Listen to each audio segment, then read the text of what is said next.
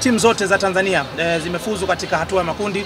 Neno lako kwanza kwa niaba ya nchi kuhusiana na hiki ambacho Tanzania tumefanya. Kwanza nawapongeza sana Simba kwa kufuzu katika hatua ya makundi. Ilikuwa ni muhimu sana kufuzu kwa sababu huu ni mpira. Leo wangeweza hata kufungwa lakini wamezuia. Nsingizini wamekuja tofauti. Kwa kweli wote tumeona wamekuwa tofauti, sio wale waliofungwa goli 3 kule Eswatini. Lakini muhimu zaidi kwa leo ilikuwa ni kwa Simba kushinda na kufuzu. Tunashukuru. Muhimu zaidi kwa Tanzania, kwa mara ya kwanza timu zetu zote 4 zinazoshiriki mashindano ya kimataifa zimefuzu kwenda katika group stage. Hili ni jambo muhimu na mimi nina furaha sana. Nawatakia kila la heri wote, Simba, Yanga, Azam na Singida Black Stars katika hatua ya makundi. Waende wakafanye vizuri, waendelee kuiwakilisha nchi yetu vizuri. Na mimi nafurahi kwamba timu zinakwenda kwenye makundi sio kwa kubahatisha. Zinakwenda kwenye makundi by merit, kwa ubora walionao.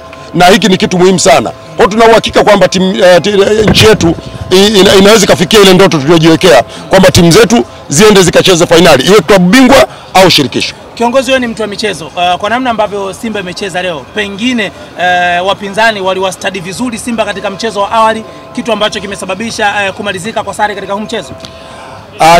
Niwe mkweli, Nsingizini umebadilika. Mimi nilijua leo hii ni guria la magoli, na mimi goli la mama nilichukua mzigo wa kutosha.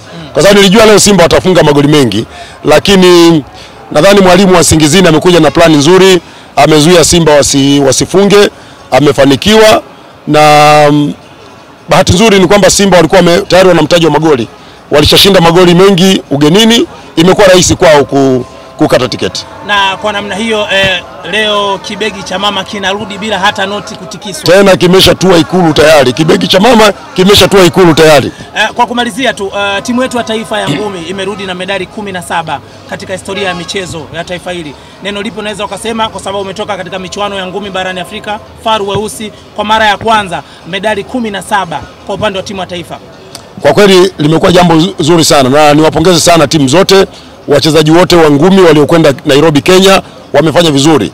Lakini pia nakupongeza na wewe unafanya kazi nzuri sana. Ulitusaidia kuhakikisha tunapata taarifa zote za kutoka Nairobi. Tunawapongeza sana. Tutaandaa utaratibu wa namna ya kukutana nao na kuwapongeza rasmi. Lakini pia tuna medali ya dhahabu. Kapteni wa faru weusi Yusuf Changalawe medali ya dhahabu. Tuna medali za shaba, tuna medali za fedha. Neno kwa hao wachezaji, neno kwa huyu nahodha. Pongezi nyingi sana kwa Changalawe, pongezi nyingi sana kwa wote ambao wamekuja na medali. Tunawashukuru sana. Tutakutana nao siku tutakayopanga, tuwapongeze vizuri. Shukrani. Asante sana.